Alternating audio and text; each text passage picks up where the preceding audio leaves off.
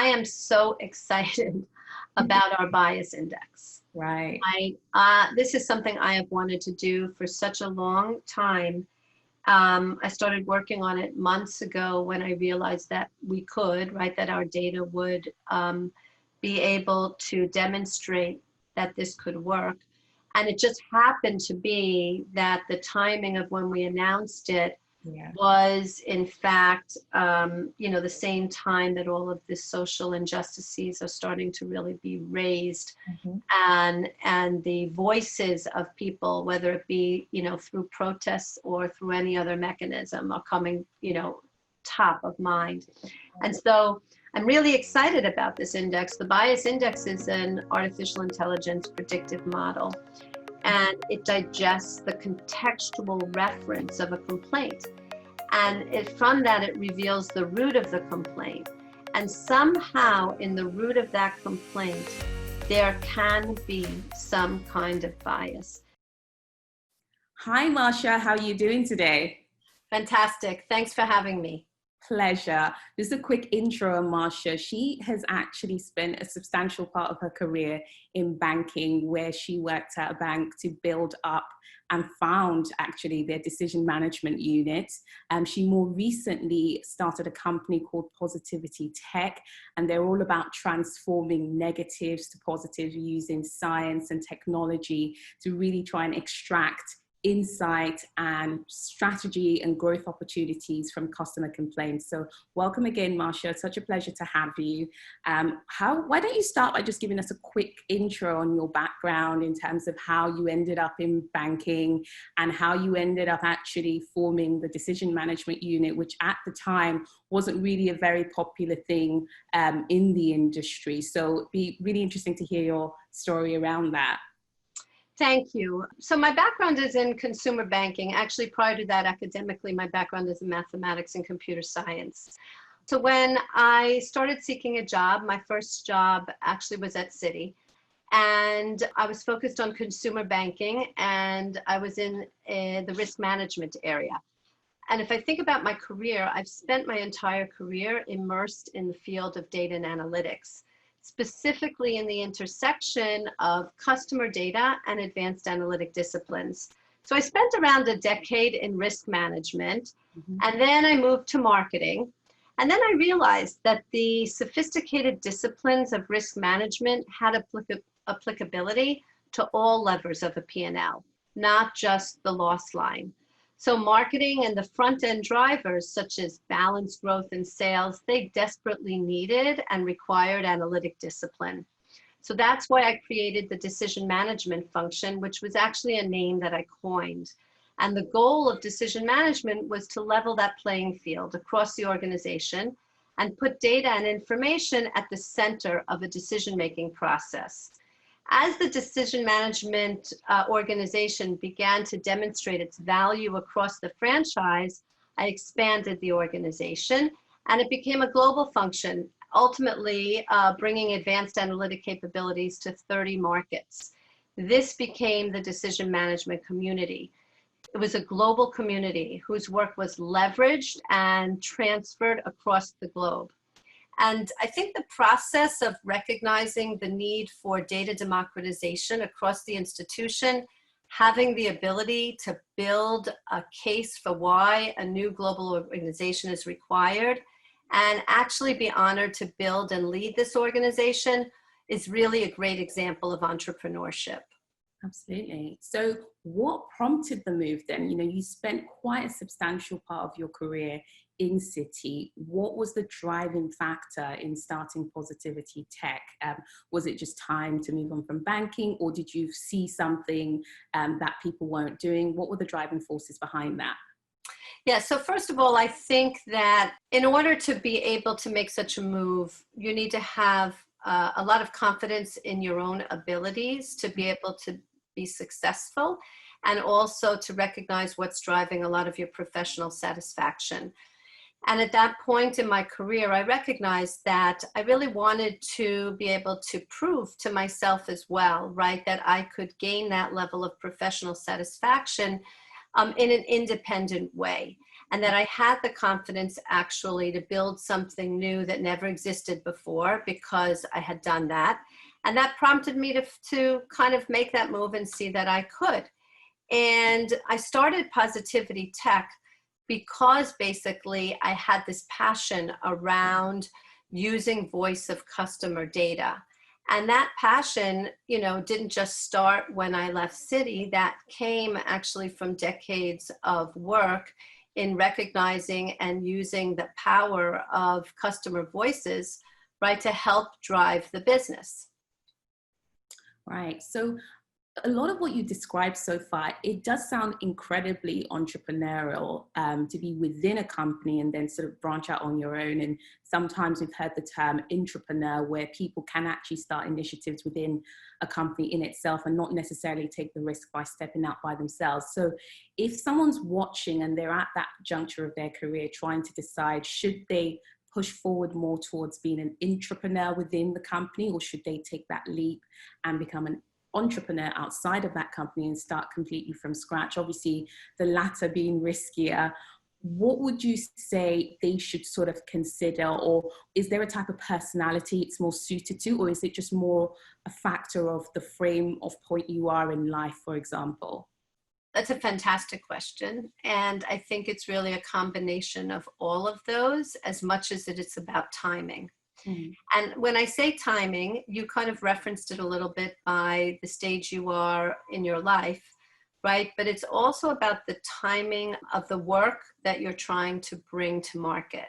Right. So for example, the work that I'm doing, which basically is focused on treating complaints, right, as a valuable data asset, and then using that data asset in order to be able to really empower, right, our customers or even our employees in such a way that their voices are getting a seat at the table. Mm-hmm. The timing has to be right for that, right? In our world today, I think the timing is right. But I think it's not only the timing of what it is that you're bringing to market, but how you're going to bring it to market. Right. So 15 years ago, for example, when I might have been thinking about this at that point in time as well, we didn't have the kinds of technology and data access and analytic sophistication and tools that we have today. And if we did, they were cost prohibitive. So you would never really be able to go outside of an organization and do that kind of work. Well, today, kind of the external environment, whether it be the whole fintech environment or just entrepreneurship in general, right? There are ways in which you can bring your ideas to market differently than what was possible at that point in time. So I think that's really important, right? Is to understand the time as it relates to where you are in your life, where your idea will have and challenge, right? And also make sure that there's receptivity to it in the market and that you're able to execute that in such a way that you'll be able to manage from a business standpoint. And I think also, lastly, to recognize that businesses are evolving as well. So as the business world is evolving, as the environment that we're living in right now is taking us to a place that's very different than where we've been in the past, how are we going to actually be able to navigate in that world? These are all very important considerations to take into account if you're thinking about making such a move. I think you're absolutely right. There's so much sort of rapid development in technology that's leveled the playing field, where a very small company can compete with extremely large companies because there's just more accessibility to tools, there's the cloud, and there's various things that just makes the playing field a lot more leveled from that perspective. So tell us a little bit more about Positivity Tech. What does it actually do, from start to end in terms of adding value to a business? Is it something that's primarily reserved for very large companies that have a lot of data, or can, small and medium-sized companies use it? It'd be great to hear that. Thank you. So first of all, I think that every industry and every company talks about the customer experience and talks about being customer focused. And now today, right? We recognize the power of kind of listening not only to our customers, but I'm also going to say to our employees as well. And there is a relationship between employees and customers that needs to be recognized, right, in many aspects. But for right now, I'm going to talk about just positivity tech from the perspective of customers. What I would say first is that complaints, the first thing we're trying to do is focus in on complaints within that customer experience. And from our perspective, complaints are something that need to be embraced, understood, and then used to be able to improve your business from levels of control and risk all the way to levels of revenue growth and ultimate P&L impact. Mm-hmm. And I think that that is an idea that is not necessarily thought about very often. We talk about it in the context of flipping the script. Let's flip the script on complaints. Complaints are something that should be on the first page of your deck, not in the appendix, right? Why is that? Because if you were actually really looking at your complaints at a portfolio level, not individually, but at a portfolio level, what are you learning from them? What are the patterns? What can you predict from them? And what should you be focusing your investments on and your changes, whether those are policy changes, product changes, training, any of the things that can come as an outcome of really understanding your complaints? That fundamentally is why we think this is important. Now, when you think about what we're actually doing, we're taking something that's very complex and we're trying to make it very easy. Right? So it's not, every complaint is different. And one could say that it's very difficult to be able to make assumptions or to change policies directly as a result of these complaints. Are complaints predictive? Are words predictive? Yes, they are. And that's something that I really wanted to, number one, prove. So we built all of these scores. We have predictive scores inside of the Positivity Tech platform that are able to identify specific issues that are major pain points for organizations, such as if you're in banking, the predictability of an enforcement action, whether it be the predictability of a lawsuit, of somebody not paying you, of somebody closing their account, right, of a bias and a prejudice that's going on within your organization. These are all things that by truly understanding what people are telling you through their words and through their complaints, you have the opportunity to manage in a much better way. And I think lastly, I'll just say that the infrastructure that we've built is focused on in really two areas. One is around data and infrastructure, and then one is about this idea of simplification, right? So data and infrastructure, it's all about really investing in data management and ingesting all kinds of data and making it easy for that data, whether it be structured or unstructured, to come together and flow into what I'll call our capabilities, whether it be these scores, visualizations, things that make it very easy with a point and a click and a couple of minutes to be able to make an assessment. Oh, do I have something I have to worry about today? How does that change the way in which you approach your work every day? I better check in, see what's going on, right? The same way that we do all other metrics in running a business. So does the platform work in a sense where you have to be a data scientist and really understand what's going on from an analytics sort of math level, or can anyone really in a management capacity just use the platform directly? How simple is it to interface with it? It's actually very simple. And we built it specifically for executives. So we even have a dashboard that we call the CEO dashboard. Right? It's just meant to answer those critical questions that we as business people, because, I spent 25 years inside of an institution and so did my colleagues, right? We're all of the same levels of experience. Right. What are the questions? What are the challenges that executives are seeking, right, to answer? And how do they feel comfortable? How do they understand that things are working the way they're supposed to be? And basically be able to go in, see visual representations of the status of complaints, and understand kind of what's going on with great and simple query capabilities, search capabilities. You could search narratives, you could search by words, you could search by phrases, and all of a sudden, I mean, I read thousands of complaints because I find that it's just so, important to be able to really understand what your customers are telling you. And it's easy to do. And I'd imagine by actually being able to filter through that amount of data, you might even find in certain situations the customers are telling you what the potential solutions can be. So it's almost like a feedback loop in and of itself, where you are trying to understand the information, but also you might actually get solutions from within the data. Would you say that that can be the case sometimes?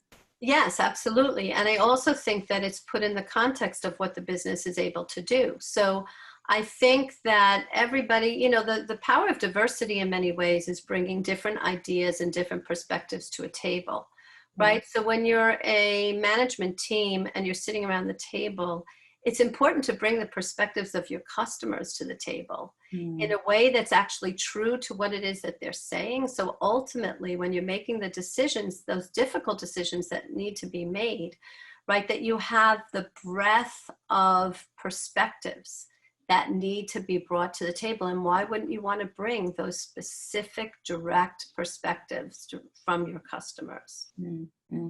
So who would you say then are your direct competitors in this space at the moment? What's the next best thing people can potentially use, or the alternative? So interestingly, I think that our biggest competitors are the internal resources inside of institutions. Oh. I think that oftentimes when we're talking to organizations, it's almost as if, well, we can do that too. And maybe that's true, right? I have no reason to think it's not true, other than speed matters. And in our world today, a world of uncertainty, disruption, right, and transformation, rapid deployment of capabilities is critical. So here's something that exists, is ready to go, easy to implement. It's a cloud-based infrastructure, and it's almost as if I just got to get started. So speed really does matter. So number one, I would think that there's internal resources within institutions that are competitors. And then I would say that there aren't many other companies that are doing exactly what we're doing, because as I said, our focus is on using an institution's proprietary data. So we have definitely demonstrated the value and validated the criticality of positivity tech by using open source data. We've actually fueled it with the CFPB complaint data. However, we've built an infrastructure that's ready to ingest proprietary data. And that's something that my understanding is today is difficult for companies to do, right? It's difficult for them to integrate all of these kind of unstructured voice of customer data into a mainstream management process. And so that's something that I think we bring to the table that others don't. What has been most sort of difficult about starting positivity tech, or just being the hardest sort of challenge to overcome? Well, there's many, because anybody that's starting a business, if they tell you that there aren't any, it's just can't be true, right? So there's many, many difficulties, but I think the hardest is really getting prospects to understand why this is so important. I think it is a little bit out of the box, right? And I think most institutions truly believe that they're addressing this issue within their complaint management processes. And their complaint management processes are great processes, and they're operationally based, they're transactionally based. Right. They have systems that are in place to manage by the ones each of the complaints and to resolve them and to report on them, et cetera, et cetera. But what we're doing is not that.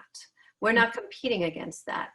we're kind of the strategy behind that that says, let's take all of what's coming out and all of those learnings that's happening in that workflow environment, and let's fuel it, let's use it, let's look at this holistically, and let's complement the workflow systems. And I think that's a very hard sell.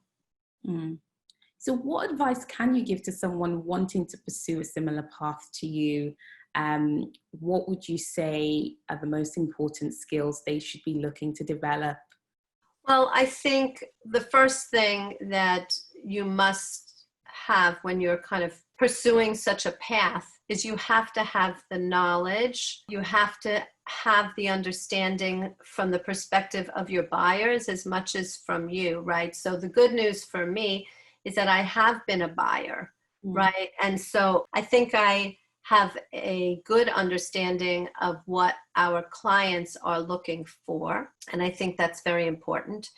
And I also think you have to have the commitment and the passion, right? To know that what it is that you're bringing is incremental value, and that that value is going to translate into, especially when you're selling, it's got to translate into financial value.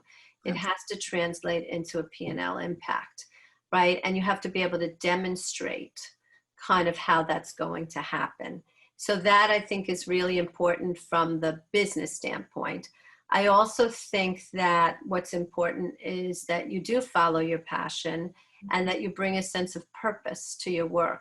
So I feel that we have a purpose that is broad, that from one angle, it's all of what I just said. And then from the other angle, it's really elevating and raising the importance of the power of your customers' voices and empowering people, right? And empowering consumers to recognize that, oh, right, institutions are listening.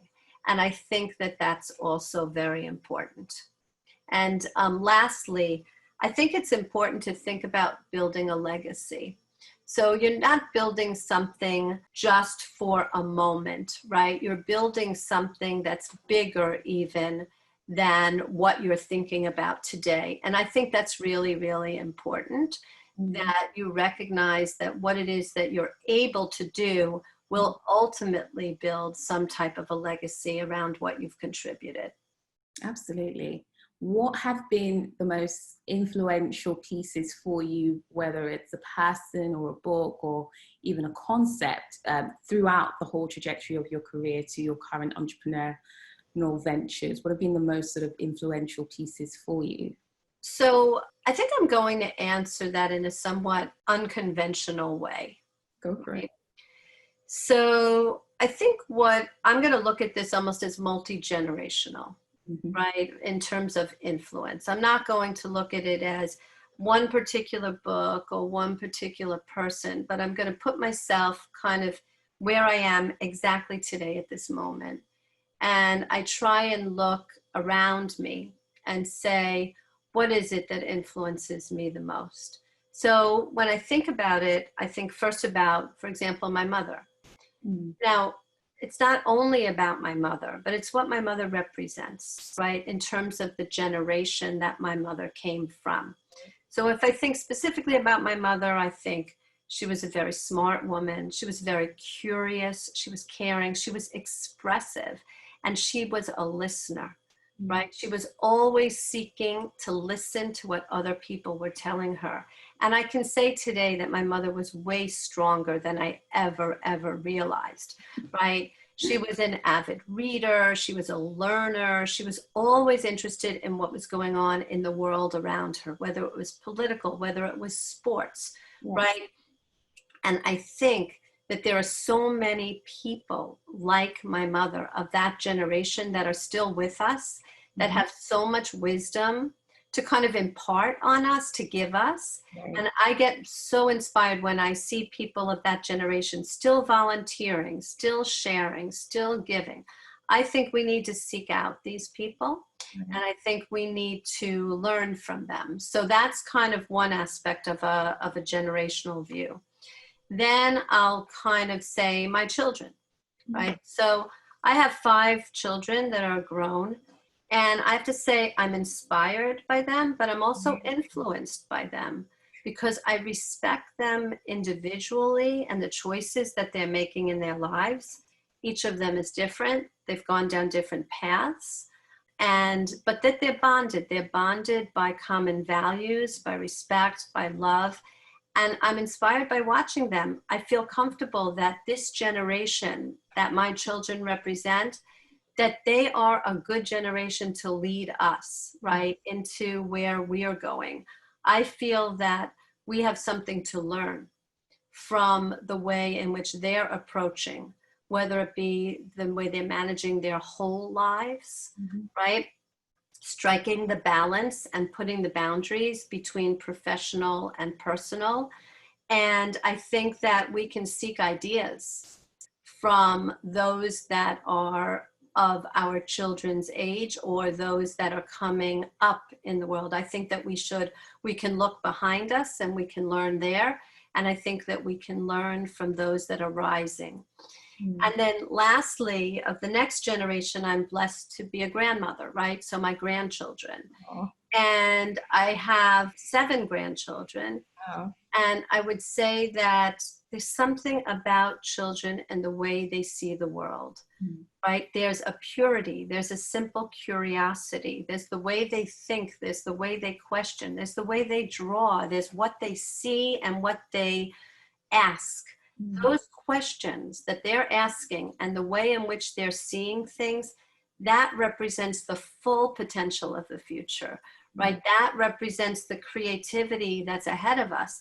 And we are leaving those generations with a world that's very complicated, right? And so I think we have to have a lot of both joy and inspiration and responsibility in making sure that that generation of the young children today can grow up and that they have what they need in order to be able to then kind of bring us to a different place. So I know that was somewhat of an unconventional answer, but I think that's how I view it. I loved it. And you also touched upon the fact that you have 5 children. And I'm fascinated by that in terms of how have you managed to have such a successful career within, the corporate world, founding and heading a whole decision management unit all those years, and then obviously transitioning to entrepreneurism now. How were you able to manage all of that and still sort of, plod along in your career? Yeah, so it's interesting. A lot of people have asked me that question over the years. Your secret. A lot of people came into my office, in particular, women that were within a certain age group, but it wasn't only women, actually, even back at that time. And I think that I would always have an answer that was something like this, that each of us has to know where we draw our own line, right? There are things that we have to be clear about what are our priorities and what we are able to do and what we're not able to do, or what we're able to do maybe in a different way than the way that is accepted, right? So for me, as an example, I always had to make certain things clear. And if that meant, which worked for me, by the way, that I had to leave the office at a certain time, but that when my house was more quiet, I could sit down later at night with whether it be a cup of tea or coffee and actually really think and finish and do all the things that I wanted to accomplish that day, that was just as accepted as sitting in the office, right, until late at night, that was just a different way to get your work done, and that needed to be accepted.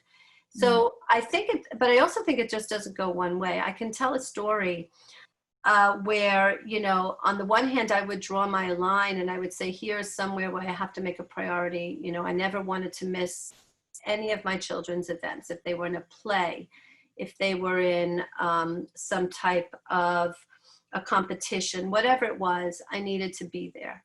Right? On the other hand, right, there was one time that my youngest son was in nursery school, and the teacher, very much at the last minute, had an event that was going to take place, and it happened to be when I had a business trip. And this business trip was going to India, where we were opening up a whole new part of the organization. And I was there to do a ribbon cutting. And it was very, very important for me to be there. And it was also very important to me because people were working very hard towards this event. So it wouldn't have been right for me not to go to India, because my son's nursery school teacher didn't plan ahead. Right now, I was challenging myself in my own line. This is the thing that I said I'll never miss. So what was I going to do? And so I went to talk to the nursery school teacher, and I said, you know what? I'm not going to be able to be there, but I have to figure this out. And she said, well, why don't you come to a rehearsal? Because if you come to the rehearsal, there won't be anyone else there. Your son will feel so proud that you're there listening to the rehearsal. And then you can spend the time afterwards with the kids, telling them what it is that you thought and sharing with them on a one-on-one basis. And then when the event comes, I had coverage. My husband was going, my mother was going, so I didn't feel so bad. So in fact, that was what I did. And then I could go to India with, great peace of mind, right? That I was still able to find a creative solution, but yet also meet my professional responsibilities, which I felt were extremely important. Right. That's amazing. It just shows, you have great dedication to both your career, but you also have great dedication to your family, and being able to navigate that successfully over those years. It makes sense that you would have to get quite creative. So what would you say then? What do you wish someone had told you that you now look back on your career, you're looking back, and obviously hindsight is 2020. What's the one thing you wish someone had told you back then, if you were to mentor someone now? Yes. So I think this might not have been a term that was so much used back then, but it is one that's used today that I absolutely recognize, is the term of building your own personal brand. Right. And so, I spent 25 years in one institution, and I had the honor and the greatest opportunities to grow my career by constantly changing. It was a very entrepreneurial environment in general, right? There was a lot of receptivity to new ideas. Mm-hmm. And I was able to constantly be challenged in totally different ways, migrating and doing different things across the organization. And I was very focused on that. And I didn't really understand how important it is, kind of at an industry level, to tell your story, to have a brand that goes beyond just the company that you're working for. And technically, in the work that I did, it was always rooted from an outside-in view. It was always began with, so what are these external forces that we're dealing with? Whether they might have been competitive forces, market forces, macroeconomic forces, regulatory forces. We're always looking on the outside, bringing all of that in and beginning our work, right? However, when you think about that personally, did I really spend the time, talking about my story and the things that I did, and so much energy I put in protecting almost all of the intellectual capital that we had, that I didn't really realize the criticality of sharing that, right? Of allowing other people to learn from that. And by doing that, you not only reinforce the values of the institution, but you bring your own person to the table. I think in today's world, right, as I said multiple times during this discussion, right, that we are challenged with many, many, many forces that are right now extremely difficult. There are complexities that are so vast that not one institution can solve them. Right? We're in a moment, right, where we have to recognize that collaboration is one of the most critical methods by which solutions are going to be created and progress is going to be made. And I think embracing the collaborative nature of that, embracing collaborative initiatives, partnering to help with your ideas, learning from others, maybe bringing new ideas together to the table, is fundamental to innovation today. And that is something that I don't think I thought about all that much Right. earlier in my career. Right. I mean, great points you brought up there. We're in such a moment right now, and a lot of companies, a lot of leaders are really thinking about how to make sure that there are those diversity of voices at the table, making decisions, shaping ideas, etc. And it's fascinating that Citi was able to hold on to someone like yourself for so long. They must have done something right. So what can you share from your experience that can help some of those older organizations in terms of how can they learn to or improve their ability to retain female talent, to retain diverse talent? I will note that it's possible that they have improved in terms of recruiting diversity of talent over the years. And there's been a lot of initiatives, particularly within industries like finance, investment banking, that I've personally experienced myself. That said, being able to hold on to people and the attrition rates can be quite poor. So what can be done to improve that? What are your personal thoughts on that and your contributions there? Thank you. So I think first, any leader really needs to, when we say know your customer, you need to know your teams. You need to know your employees. You need to start to approach your employees as if they're your customers. They're the most valuable asset that you have. As a leader, right, you get all of your work done. Your vision gets accomplished through the people that are working with you. And so we really need to understand all of our people that are working for us, understand what makes them work best, understand their issues, understand their complaints, right? And use that as the kind of intelligence that we need to have so that individual issues can be resolved, but ultimately collectively as a team, right? We work better, we work stronger, we work more effectively. And I think that our employees have a lot to tell us. And I think we should consider those voices, and that by not listening, we open ourselves up to a lot of risk. And so number one, I think we should understand our employees. I think number two is we should explore whether our employees are really representing the diversity of our customer base, right?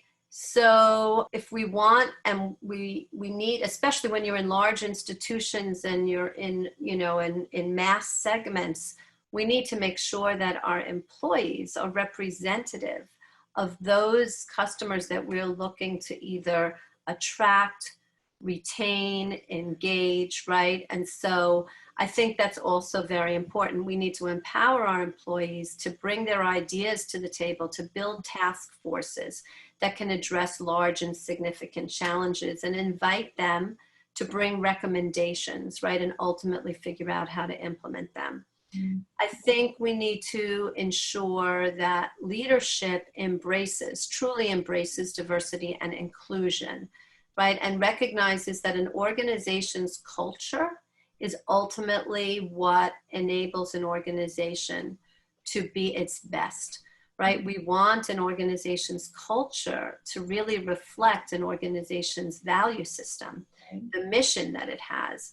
And so all of these things are linked, right? And so we need to recognize that, talk about it, frame it, right? And use our information and use our kind of collective intelligence as both leaders and employees in the company to continue to improve upon an organization's culture. I think that we also need to create mentorship opportunities, right? And, you know, I spend a lot of time today as a mentor, right? And I wish I had had more mentors over the course of my career, but I think that that's really important. Again, in my multi-generational approach is to share and to learn from each other. I learn from my mentees as much as I hope they learn things from me. And then I think lastly, we need to treat people as whole people. We need to recognize that that when they're at work, they're still part of a broader ecosystem that's their day-to-day life, right? And that all of us every day have to balance personal responsibilities and commitments with professional responsibilities and aspirations. And the more that we can embrace people as the whole people that they are, I think the more that we can improve upon an organization's culture, and the better the organization will perform. Excellent. So looking at the broader landscape of analytics and data in general, what do you see as the most sort of groundbreaking ideas for the future, or the trends or concepts or things that you're most excited to see currently and potentially in the future? I am so excited about our bias index. Right. This is something I have wanted to do for such a long time. I started working on it months ago when I realized that we could, right, that our data would be able to demonstrate that this could work. And it just happened to be that the timing of when we announced it was, in fact, the same time that all of the social injustices are starting to really be raised. And the voices of people, whether it be, through protests or through any other mechanism, are coming, top of mind. And so I'm really excited about this index. The bias index is an artificial intelligence predictive model, and it digests the contextual reference of a complaint. And from that, it reveals the root of the complaint. And somehow in the root of that complaint, there can be some kind of bias. By the way, this is very hard to identify because the majority of complaints is not about bias, right? It's not as if we should think that every day this is what people are telling us. In fact, that's not true. It's not really the core element of what people raise. However, it comes through. It comes through either explicitly when situations arrive that clearly are situations of some type of discrimination, but it also comes through implicitly. By the way, sometimes the complaint isn't about some type of a bias incident. It is that through the resolution of the complaint that the bias actually presents itself. So there are subtle biases. There are things that are often referred to as implicit bias that are suggestive, a situation in which you recognize a bias could have occurred. And you should know that because that's actually the most difficult to identify. But if you have those situations occurring, right, it's just a matter of time where that will build to that kind of, let's call it, destructive event that can really, really be problematic for you. So I am very, very excited about this work that we're doing. And I do think that it is very much looking forward into the future. Absolutely. Sounds fascinating. I mean, with all of the predictive power and opportunity that AI presents itself, there is also obviously the aspect that people can often consider as quite negative in terms of AI taking over, or the intent behind the AI might not be that pure.